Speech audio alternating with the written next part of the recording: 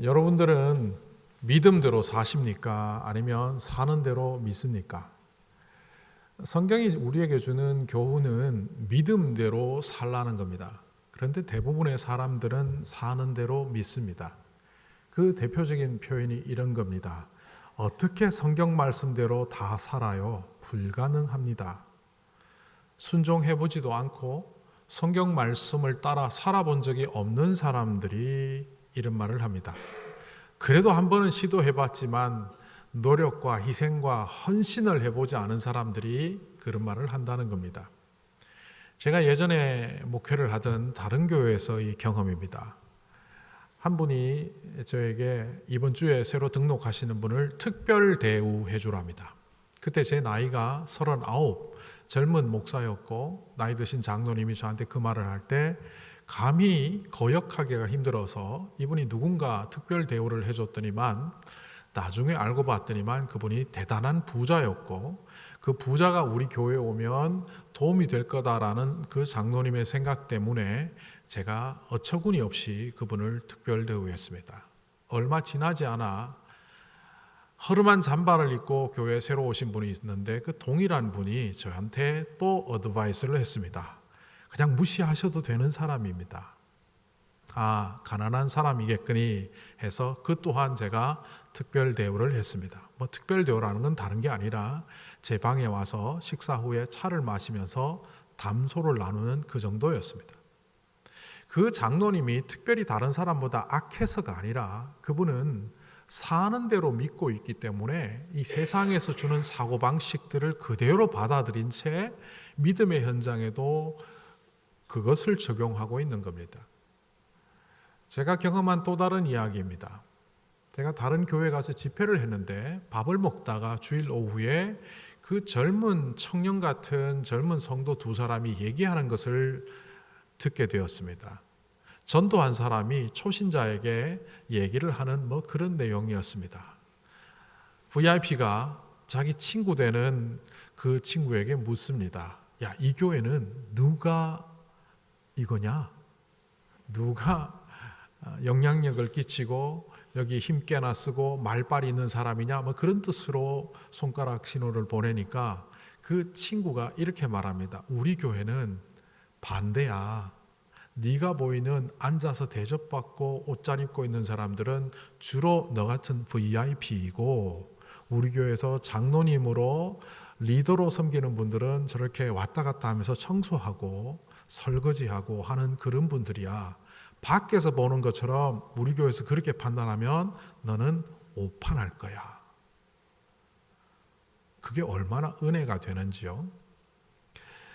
우리는 믿음대로 산다고 하지만 늘 사는 대로 믿다 보니 하나님 말씀과는 상관없는 사고방식으로 자기를 가다듬지도 않은 채 그냥 그렇게 파괴시키며 살아갑니다. 저는 그것을 망가뜨린다라고 말합니다. 꽃밭을 다듬지 않으면 망가지는 것처럼 우리 스스로를 말씀으로 다듬지 않으면 망가집니다. 그 망가진 사람들의 이야기가 오늘 24절에 나옵니다. 예수님께서 마지막 만찬을 마치고 또 배신자가 나올 것이라는 말씀을 하셨음에도 불구하고 그들은 그 관심은 잠깐 가졌다가 끊어버리고 제자들 가운데서 누가 가장 큰 사람이냐를 서로 말다툼하고 있는 장면이 오늘 말씀 24절에 나옵니다. 이 다툼의 근거는 지난주에도 말씀드렸던 것처럼 이들은 야망을 가졌습니다.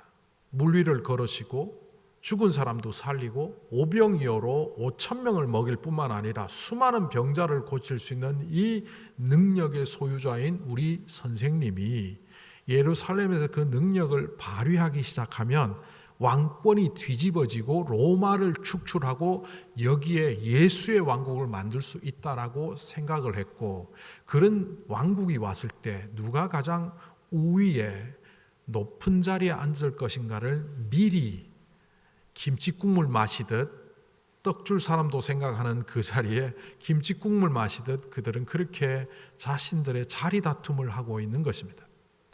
그것을 알고 있던 예수님께서는 이들에게 전혀 어울리지 않는 이야기를 하십니다. 오늘 말씀은 전반부와 후반부로 나누어지는데 이 전반부에서 예수님은 이렇게 말합니다.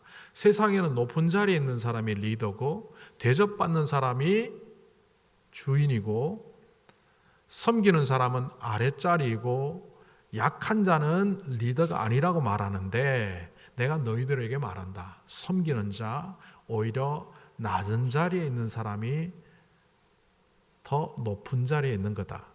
세상의 이치로는 이해가 되지 않으니까 예수님은 끝에 이렇게 말씀하십니다. 그러나 나는 섬기는 사람으로 너희 가운데 있다. 살아가는 사람만이 할 수 있는 그 능력의 말씀을 예수님은 끝에 하신 겁니다. 나는 섬김을 받으러 온 것이 아니라 섬기러 왔다라고 말씀하신 그 말씀처럼 예수님은 3년 동안 사람들을 섬기고 제자들을 섬기셨습니다. 그리고 섬김의 마지막 완성이라고 할 수 있는 십자가의 섬김을 통하여 구원의 길을 여시기 위하여 서 있는 예수님의 그 모습은 바로 살아간 사람만이 할 수 있는 그 얘기입니다. 그런데 제자들은 알아듣지를 못합니다. 알아듣지 못하는 제자들에게 오늘 말씀 28절부터 30절에 있는 후반부에 그렇게 말씀하시는 거죠. 나와 함께 고난의 자리에 가는 것, 시련의 자리에 가는 것, 눈으로 보기에는 힘들어 보이지만 그렇게 나와 시련의 자리에 함께 간 사람들에게는 하늘의 왕권을 나누어 줄 것이다. 그래서 그 왕의 식탁에서 나와 함께 식사를 하고 그 왕좌에 나와 함께 앉게 되고 그리고 이 세상 모든 사람들을 심판할 때 너희들도 나와 함께 그들을 심판하는 왕의 권세를 가질 거다. 오늘 이 이야기는 서툴기 짝이 없고 한심하기 짝이 없는 이 제자들에게는 어울리지 않는 이야기처럼 보입니다.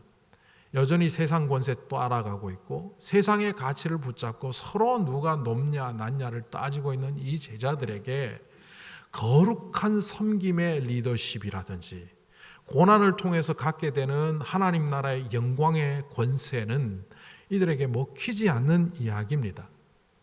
마치 오늘날 우리들에게 하는 얘기 같습니다.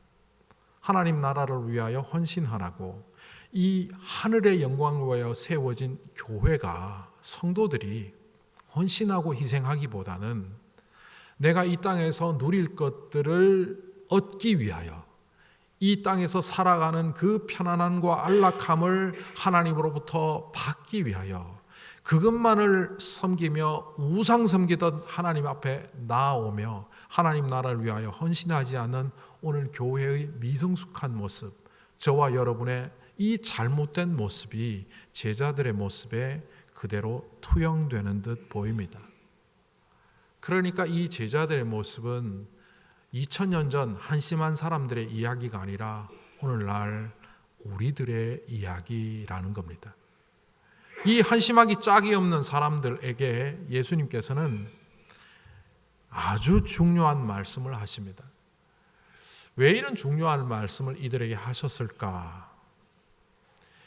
요한계시록 말씀을 우리가 새벽에 묵상하고 있는데 그 21장에 보면 이런 표현이 나옵니다. 한 천사가 요한에게 환상을 보여줍니다. 내가 너에게 어린 양의 신부의 거룩한 모습을 보여주겠다. 그러면서 새 예루살렘 성을 보여줍니다. 그런데 그 새 예루살렘에 보면 12개의 문이 진주로 만들어져 있고 12개의 기초석에 온갖 보석들이 장식되어 있습니다. 그 보석은 바로 성도입니다. 그 새 예루살렘 성 어린 양의 신부는 교회라면 그 교회를 장식하고 있는 진주와 보석들은 바로 성도들의 거룩한 삶입니다. 하나님 나라를 위하여 헌신하고 예수 그리스도가 이 땅에 이루어야 될 그 사역들을 따라갔던 고난의 길을 걸어갔던 그들의 모습은 마치 원석이 깎여져서 아름다운 면을 갖고 흠결 없이 아름답게 장식되어 있는 보석처럼 그런 삶을 하나님의 나라에 드리는 자야말로 참으로 성도임을 요한계시록 21장은 보여줍니다. 그런데 보석을 한번 생각해 보십시오. 보석은 원석으로는 별 의미가 없습니다. 얼마나 잘 깎였느냐. 그 깎인 면에 따라서 값어치가 결정되지 않습니까? 그런데 그 커팅은 고통입니다. 사람에게 적용해 보자면 그것은 내려놓아야 될 것을 내려놓고 겸손히 자리를 잡아야 될 겸손히 하고 순종해야 할 때 순종하는 바로 그런 모습들. 내 본성적으로는 내 본능으로는 할 수 없는 것들을 해가는 그 작업이 희생이요 헌신이지만 다른 말로 말하면 보석을 깎아내는 커팅 작업입니다. 그 깎인 보석을 함부로 굴려서 흠결이 나버리면 아무리 잘 깎아놓아도 가치가 떨어집니다. 그러니 예수 믿고 구원받았으니 내 마음대로 살겠다 해서는 안 되겠고, 구원받은 기쁨으로 믿음대로 사는 흠결 없는 삶이 되어야 되겠죠. 무엇보다 보석에서 가장 중요한 것은 빛입니다. 어둠 속에 있다면 어떤 보석인지 어떤 돌인지 심지어는 그것이 아무런 가치가 없는 다른 것들과 똑같이 취급받을 겁니다. 그런데 그것이 영롱한 빛 아래에 있을 때 녹보석이면 녹보석으로, 홍보석이면 홍보석으로, 황보석이면 황보석으로 자체의 빛을 발하며 가치를 나타내게 되는 겁니다. 우리가 빛이신 주님을 따라 살아갈 때에만 우리는 참으로 가치 있는 존재임에도 불구하고 우리는 빛의 자녀가 아니라 세상의 어둠을 따라가고 있다면 우리는 어느새 보석이 아닌 돌이 되어 버린다는 겁니다. 오늘 이 제자들의 어리석은 모습은 빛 대신 주님과 그 주님을 향한 걸음보다는 야망과 헛된 생각에 사로잡혀서 자신의 계획대로 나아가는 모습들 때문에 이 주님의 말씀을 들으면서도 그들은 별 변화 없이 지난주에 말씀드렸던 것처럼 겟세마네로 갈 때 룰루랄라 노래 부르며 가는 그런 허망한 사람들이 되고 맙니다.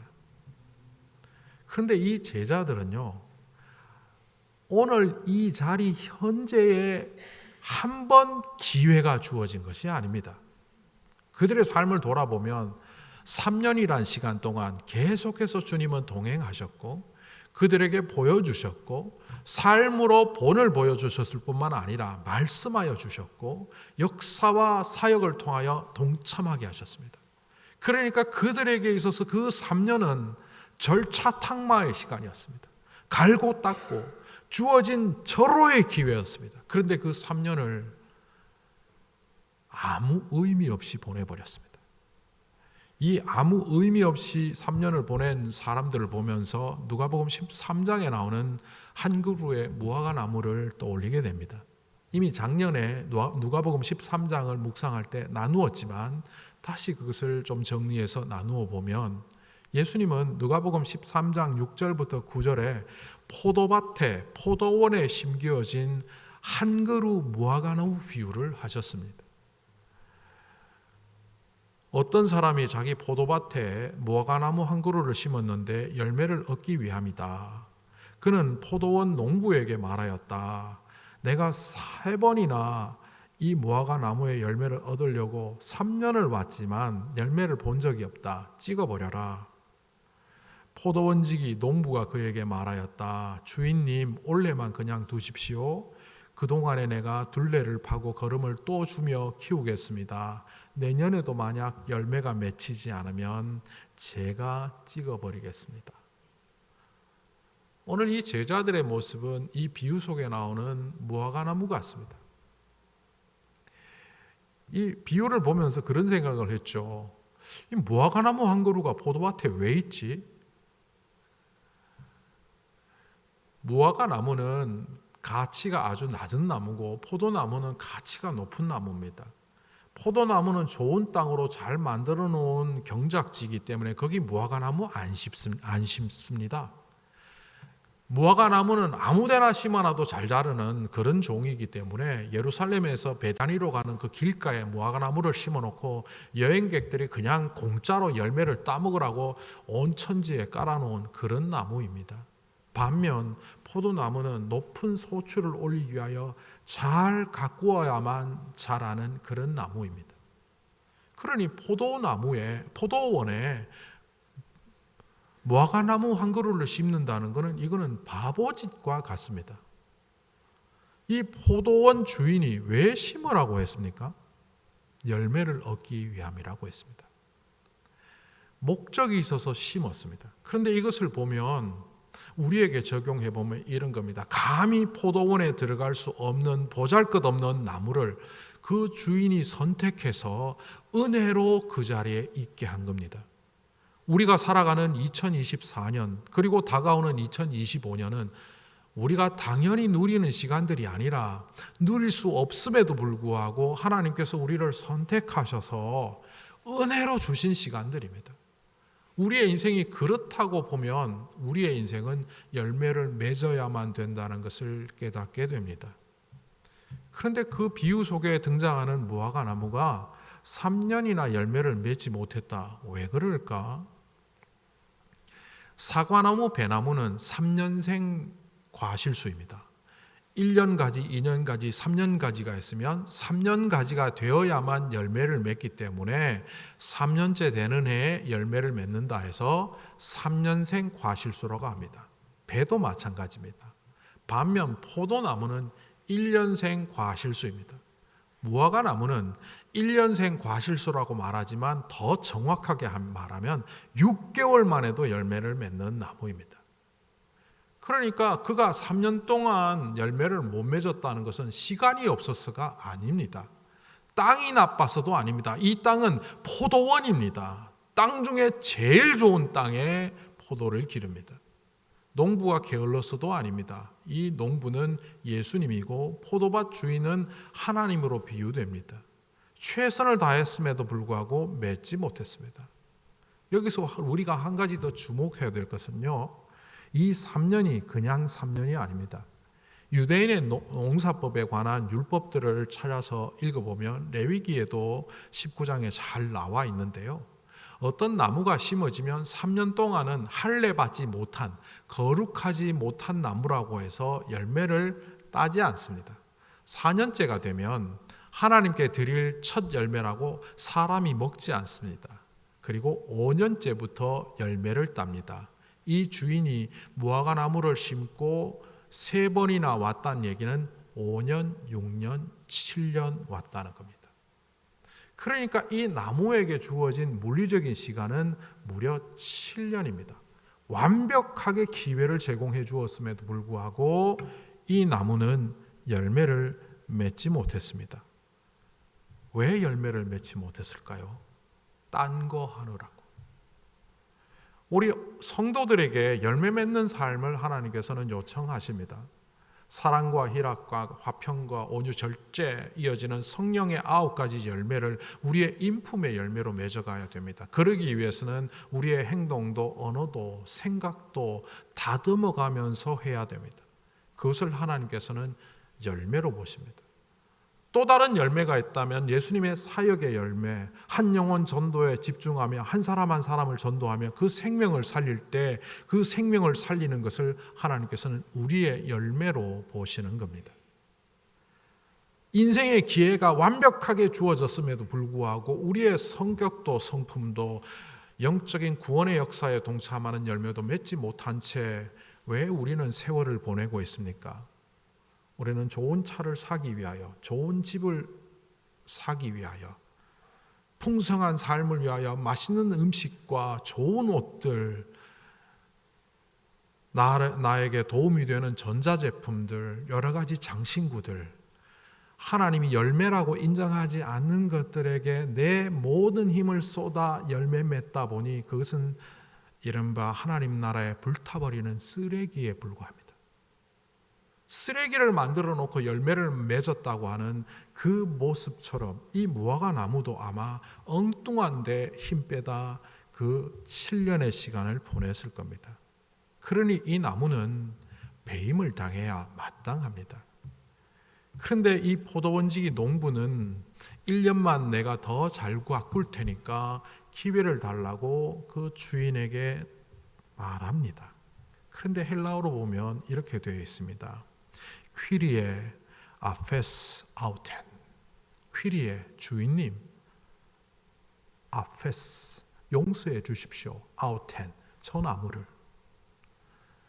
누가복음 23장 34절에 예수님께서 십자가에 매달리셔서 구원하시려고 십자가에 매달렸음에도 불구하고 예수님을 모욕하는 그 어리석은 군중들을 하나님께 용서해 달라고 이렇게 말씀하십니다. 파테르 아페스 아우토이스. 아우토이스는 3인칭 복수니까 아우텐 여성 단수랑은 조금 달라졌죠. 그러나 지시 대명사는 같습니다. 중요한 것은 아페스라는 동사가 십자가에 달리신 예수님이 저들을 용서하여 주시옵소서 할 때 썼던 말과 이 농부가 주인에게 이 나무를 용서해 주시옵소서 하는 말과 같다는 겁니다. 헬라어에 능통했던 누가는 누가복음 13장을 쓸 때도 누가복음 23장을 쓸 때도 그렇게 같은 동사를 사용하며 이 의미가 무엇인지 분명히 살렸습니다.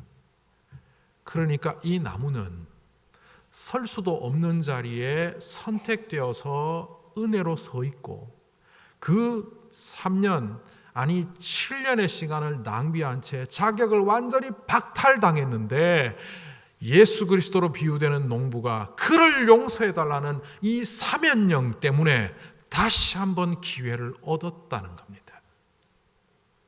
오늘 우리에게 주어지는 인생의 시간은 그런 절박함이 있어야 합니다. 여러분들이 언제까지 살 수 있다고 보장되는 삶을 사십니까? 우리가 언제까지 살 수 있다는 보장된 시간이 있습니까? 우리는 언제 이 땅을 떠날지 모르는 사람들입니다. 그러기에 우리가 만나는 이 시간은 인생의 마지막 시간이라는 생각으로 절박하게 바라보아야 합니다. 우리가 만나는 사람들은 이 사람을 전도하지 못하면 마지막 기회일 수도 있다는 절박함으로 만나며 다가가야 합니다. 그런데도 우리는 오늘 지나면 내일 있고 흔히 하는 말로 새털 같은 날 2024년이 지나면 2025년이 오고 또 지나면 2026년이 오는 이것은 우리의 고난이 아니라 자격을 잃은 우리에게 주시는 용서의 자리입니다. 기회라고 말하기에도 부담스러울 만큼 그것은 사면령에 의하여 용서되었기 때문에 얻을 수 있는 시간들입니다. 제가 어떤 책에서 읽고 메모해 놓은 좋은 글이 있어서 읽어드립니다. 사람들은 어떤 상황 속에서 결정을 하고 판단하고 살아가는데 그 결정과 판단은 사실 이러하다라고 그 책에 써놓았더라고요. 우리의 결정은 순간에 내려지는 것이 아니라 지금까지 살아온 평생의 기반을 통하여 그 결정과 판단을 한다. 그래서 누군가의 결정은 그 사람이 어떻게 살아왔는지를 보여주고 누군가의 결정은 그 사람이 앞으로 어떻게 살아갈지를 말해준다. 오늘 우리 현재의 모습은 과거의 총합이 우리입니다. 우리는 미래에 더 나은 삶을 생각하고 있지만 현재 내가 바뀌지 않으면 그 미래는 현재의 모습이 합쳐진 결과물일 뿐입니다. 어느 날인가 제가 너무 힘이 들어서 마음에 답답함이 있어서 하나님께 기도하며 간구할 때 하나님이 지혜를 주셨습니다. 그런데 그 지혜는 아픈 지혜였습니다. 성령님이 이렇게 말씀하셨습니다. 1년 전 이맘때 네가 잘못 내렸던 그 결정이 현재 너를 괴롭히고 있다. 사람들이 너를 괴롭히는 것이 아니라 상황이 너를 힘들게 하는 것이 아니라 과거의 너가 현재 너를 괴롭히고 있다. 오늘날 우리가 잘못된 판단과 결정과 잘못된 선택을 하며 살아간다면 미래의 나는 현재 내가 그를 괴롭히게 된다는 겁니다. 한국에 잘 아는 변호사 한 분이 있습니다. 친구라고 해도 좋은 그 사람은 어린 시절 굉장히 어렵게 자랐습니다. 열심히 공부해서 좋은 학교에 들어갔고 검사를 거쳐서 지금은 변호사로 제법 잘 삽니다. 그런데 크리스찬이고 자신이 받은 은혜를 나누기 위하여 거의 변호사비를 받지 않는 국선 변호를 시간을 정해서 정기적으로 하고 있습니다. 가난한 사람들이나 법의 보호를 받지 못하는 사람들이 국선 변호사를 통하여 법의 보호를 또 시스템적으로 보호를 받고자 하는 그 국선 변호사를 하는데, 어느 날 구치소에 갔더니만 원수를 만났답니다. 어린 시절 자기 아버지의 사업을 망하게 하고 그 지역의 유지요 또 돈 많은 사람이어서 거의 폐악질에 가까운 갑질을 해서 자기 가정을 망하게 했던 그 사람이 이제는 다 잃어버리고 감옥에 갇혀 있는, 구치소에 갇혀 있는 그런 상태였답니다. 상대방은 자기를 못 알아보는 것 같은데 자기는 어릴 때부터 그 얼굴을 한순간도 잊을 수 없어서 대충 얘기 듣고 집으로 안양에서 서울로 운전해서 올라오면서 이건 못하겠다 했답니다. 차에서 이어진 그 생각은 그 다음날 새벽 기도회로 주일 예배까지 이어졌고, 어느 순간 주님의 음성이 들려왔답니다. 내가 너를 변호사로 세운 것은 변호사를 통하여 돈 많이 벌고 잘 살라고 세운 것이 아니라, 변호사로 너를 선택한 것은 있는 사람이든 없는 사람이든 법의 억울함에서 당하지 않도록 네가 도와주든 도움의 손길이 되는 그런 변호사가 되라고 너를 불렀는데, 그 변호를 맡았고 일정 죄가 있었지만 또 억울한 부분도 있어서 잘 변호를 해서 2년형이 선고되었지만 3년 집행유예 풀려나게 되었답니다. 제가 그 이야기를 듣고 물었습니다. 그래도 인간적인 감정으로 보면 그 사람은 그냥 해코지하는 것도 아니고 내버려 두면 될 텐데 구태여 도와줄 필요는 있었나, 이런 생각은 안 들었냐고 물어보았더니만 이렇게 말합니다. 하나님이 변호사가 하는 이 법을 통하여 원수 갚는 일에 쓰지 않고 오히려 원수를 돕는 일에 쓰라고 나에게 이 권한을 주셨는데 이 권한을 어찌 그런 데 쓸 수 있겠냐. 그리고 하나님이 나에게 권한을 주셨을 때는 사람을 섬기라고 주신 것이지 사람을 해하라고 주신 게 아니지 않느냐. 서로 잘났다고 싸우고 내가 잘났니 내가 높니 하는 이 제자들 앞에 예수님께서 섬김의 자리에 서 있는 나를 보면서 이것이 진정한 권위임을 배우라고 말씀하신 주님의 음성은, 또한 고난의 길에 나와 함께하는 자들은 결국 거룩한 권위에 서서 사람들을 심판하는 자리에 설 것이라는 그 이야기는 하나님이 주시는 권위로, 능력으로 사람들을 재판하고 강하게 공격하라는 말이 아니라, 비록 원수일지라도 나를 저주하는 자에게 오히려 축복하라는 로마서의 말씀처럼 그 축복을 선언하는 자리에 서라는 그 음성임을 비록 2000년 전 제자들은 이 당시에는 몰랐지만 예수님의 십자가 사건이 흐르고 어느 순간 깨닫게 되어 이들은 바로 가룟 유다를 제외하고는 그 사랑의 길, 고난의 길, 십자가의 길을 걸어가는 사람이 되었음을 우리는 역사의 흐름 속에서 확인합니다. 그렇다면 오늘 우리는 어떤 길을 가야 할까요? 아직도 우리는 세상의 가치관대로 더 높고 더 많이 가지고 더 힘이 있는 것이 능력이라고 생각하는 그 사고방식 속에 우리는 놓여 있는데, 우리 교회도 그런 구조 속에 있는데 어떻게 이것을 뒤집을까요? 그것은 딱 하나, 주님의 말씀이 생명임을 깨닫고 그 말씀이 생명이니까 말씀대로 살아보자고 결단하는 그 절박함 속에 놓여 있는 무화과 나무인 우리들이 세상의 열매가 아니라 하나님의 열매를 맺으려고 할 때 가능하다는 사실을 오늘 말씀을 통하여 깨닫게 됩니다. 히브리서 2장 18절은 이렇게 말합니다. 공동번역 개정판입니다. 그분은 친히 유혹을 받으시고 고난을 당하셨기 때문에 유혹을 받는 모든 사람을 도와주실 수 있으십니다. 바꾸어 말하면 우리도 주님의 유혹과 고난의 길에 같이 십자가를 지고 걸어가는 주님과 함께하는 사람이 될 때에 우리는 이웃을 살릴 수 있는 사람들이 된다는 겁니다. 어린 시절 원수를 만났을 때 첫 번 반응은 이거는 못하겠다. 그러나 그가 그것을 자신의 감정을 들여다보고 자신의 이성을 들여다본 것이 아니라 주님의 음성을 들었을 때 그 변호사는 하나님이 기뻐하는 변호사가 된 것처럼, 열매 맺는 나무가 된 것처럼 우리 또한 그런 열매를 2025년 반드시 드릴 수 있기를 간절히 소망합니다.